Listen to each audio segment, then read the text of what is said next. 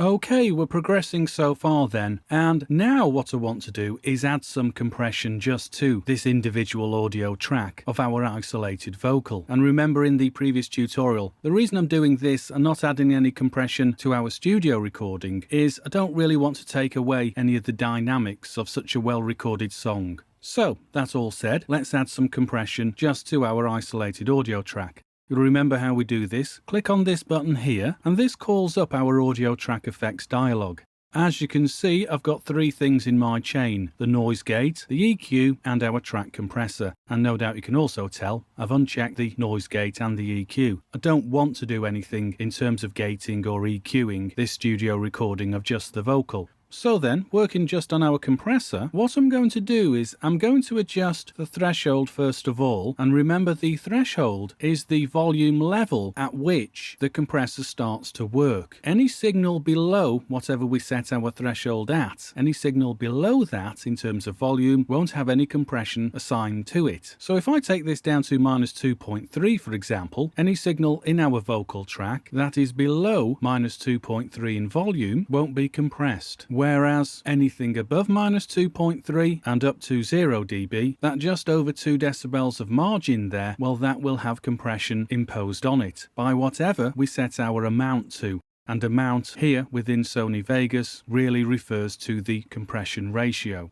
Now, before I actually start adjusting the amount, or the attack, or the release, or even the auto gain compensation at the bottom there, the bottom left, what I'm going to do is I'm going to play through the track and play around with these different settings so that I can hear the effect being applied. And when I think it's fairly subtle and not too severe, then I will leave it at those settings. Now what I'm also doing, apart from listening to it, I'm keeping my eye on the reduction meter, and the reduction meter will inform me by how much the compression is being applied. If it's just tickling around the right-hand side there, then it's only very mild compression. The further it goes along to the left, and if I remember correctly, it flashes up in red, the further it goes along on our output gain level meter, then the more compression is being applied, and you'll definitely be able to hear our vocal signal being squashed even further. So I won't talk anymore for a moment, I'll just play this through and adjust our settings. Okay, here we go. White Star rocket ships